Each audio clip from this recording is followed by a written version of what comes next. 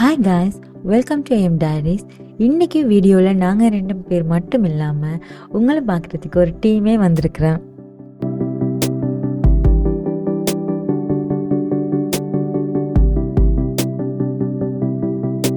யார் அந்த டீம்னு பார்த்தீங்கன்னா நாங்கள் தான் அந்த டீம்.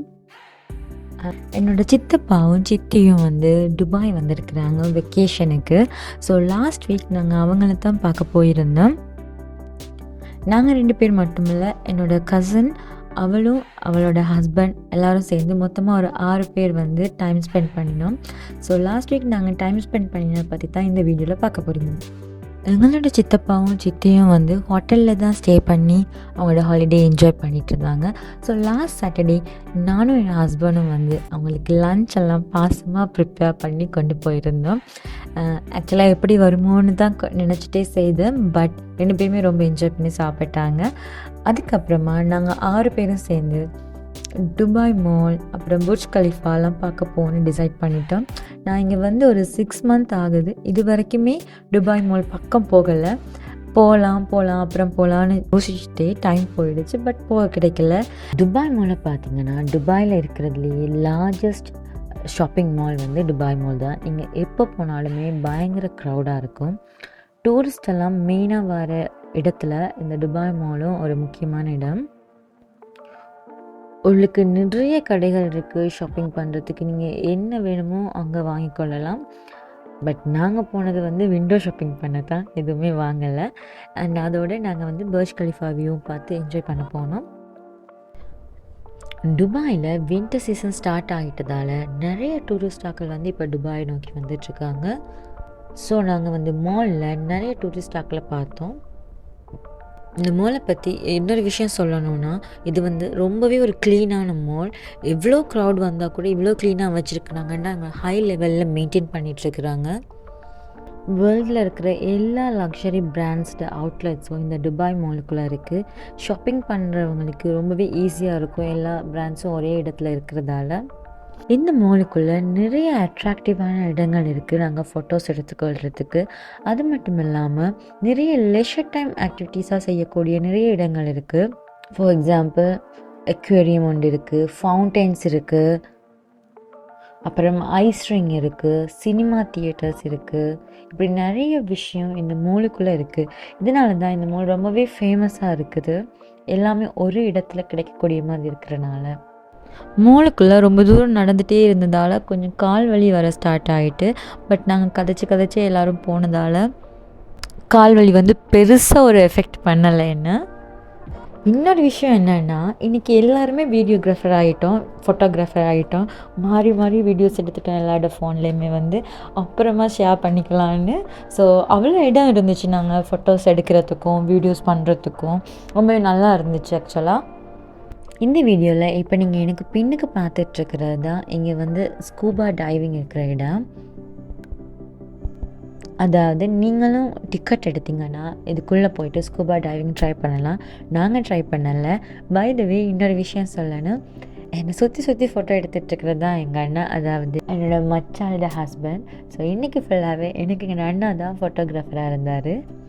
இந்த ஸ்கூபா டைவிங் மூலமாக நீங்கள் அண்டர் வாட்டர் வேர்ல்டை எக்ஸ்ப்ளோர் பண்ணக்கூடிய மாதிரி தான் இங்கே செட் பண்ணியிருக்கிறாங்க. இது ஒரு கண்ட்ரோல்டு அண்ட் சேஃப் என்வாயன்மெண்ட்டில் தான் நடக்குது. ஸோ எந்த பயமுமே இல்லாமல் நீங்கள் டிக்கெட் எடுத்து இதை எக்ஸ்ப்ளோர் பண்ணி பார்க்கக்கூடிய மாதிரி தான் இருக்கும். இதுதான் துபாய் மாலுக்குள்ளே இருக்கிற அக்வேரியம். இதை Dubai aquarium and underwater world zoo அப்படின்னு சொல்கிறாங்க. இதுக்குள்ளே பார்த்திங்கன்னா 300க்கும் மேற்பட்ட கடல்வாழ் உயிரினங்கள் ஷோகேஸ் பண்ணப்படுறதா சொல்கிறாங்க.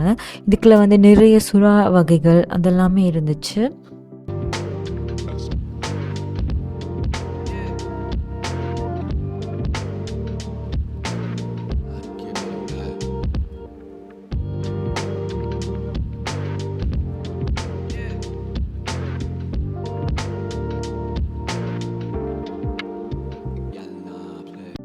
இப்படியே மால் முழுக்க அலைஞ்சு திரிஞ்சு நல்லாவே களைச்சி போனோம். அடுத்து என்ன பிளான்னா, புர்ஜ் கலிஃபாவை போயிட்டு பார்க்குறது தான் பிளான். அப்படியே அங்கே ஃபவுண்டன் ஷோவும் பார்த்துட்டு வருவோன்னு தான் பிளான் பண்ணினோம். பர்ஜ் கலிஃபா கிட்ட வந்தோடனேயே பார்த்தா ஃபுல்லாகவே வந்து க்ரௌட் நிறைஞ்சிட்டு இருந்தாங்க. எங்களுக்கு நிற்க கூட இடம் இருக்கல. அப்படி இப்படின்னு சொல்லி நாங்கள் ஒரு இடமா செட் ஆகி எல்லோரும் நின்றுட்டு மாறி மாறி ஃபோட்டோஸ் எடுத்துட்டோம். இவ்வளோ உயரமான பில்டிங்கில் இந்த பர்ஜ் கலிஃபா, இதோட ஹைட் வந்து 800 மீட்டர்ஸ்க்கும் மேலே இருக்கும்னு தான் சொல்கிறாங்க. இதில் வந்து 200க்கும் மேற்பட்ட ஃப்ளோர்ஸ் இருக்குன்னு சொல்கிறாங்க. துபாய் விசிட் பண்ணுற யாருமே இந்த பர்ஜ் கலிஃபாவை வந்து பார்க்காம போகவே மாட்டாங்க. அந்த அளவுக்கு இது ஒரு ஃபேமஸான டூரிஸ்ட் அட்ராக்டிவ் பிளேஸ்.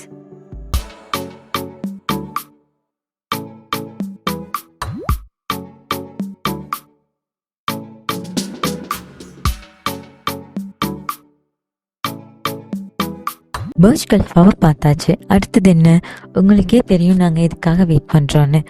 ஃபவுண்டைன் ஷோவை எப்படி நாங்கள் மிஸ் பண்ண முடியும்? ஸோ நாங்கள் போன டைம் அடுத்த ஃபவுண்டைன் ஷோவுக்கு ஒரு 15 மினிட்ஸ் கேப் இருந்தது. அது வரைக்கும் நாங்கள் அதில் நின்று கரைச்சிட்டு இருக்கும்போதே டைம் போயிடுச்சு. அடுத்த ஃபவுண்டைன் ஷோவும் ஸ்டார்ட் ஆகிடுச்சு. ஸோ ஃபவுண்டைன் ஷோட ஃபுல் வீடியோ உங்களுக்கு இதோட போடுறேன், நீங்களும் பார்த்து என்ஜாய் பண்ணுங்கள்.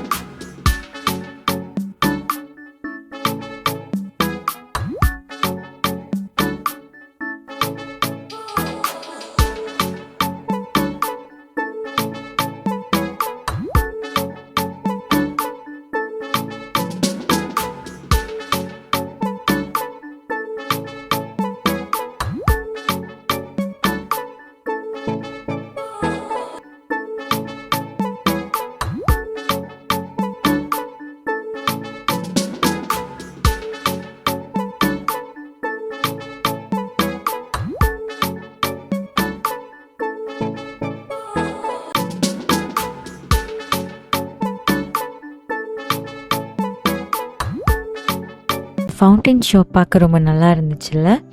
இன்றைக்கி வந்து ரொம்பவே ஒரு மெமரபிளான டேயாக நினைக்கிறேன். நான் ஃபேமிலியோட டைம் ஸ்பெண்ட் பண்ணி ரொம்ப என்ஜாய் பண்ணி நிறைய கதை பேசி இந்த டே என்ஜாய் பண்ணக்கூடிய மாதிரி இருந்துச்சு. ஸோ இந்த மால்லையே ஒரு 4 to 5 ஹவர்ஸாக அலைஞ்சு திரிஞ்சு செம்ம டயர்ட் ஆகிட்டோம். அப்படி லைட்டாக பசி வேறு வந்துடுச்சு. ஆக்சுவலாக லைட்டான பசி இல்லை, ஹெவியான பசி வந்துடுச்சு. எல்லோரும் உட்காந்து கதை பேசி சாப்பிட்டுட்டு வீட்டுக்கு வந்துட்டோம். ஸோ இன்றைக்கி இது இப்படித்தான் நாங்கள் எங்கள் டே என்ஜாய் பண்ணினோம். அடுத்ததாக எங்கெல்லாம் போனோம் ஃபேமிலியான்னு சொல்லி அடுத்த வீடியோவில் போஸ்ட் பண்ணுறேன். Thank you so much. மறக்காமல் சேனலை சப்ஸ்கிரைப் பண்ணி சப்போர்ட் பண்ணுங்கள்.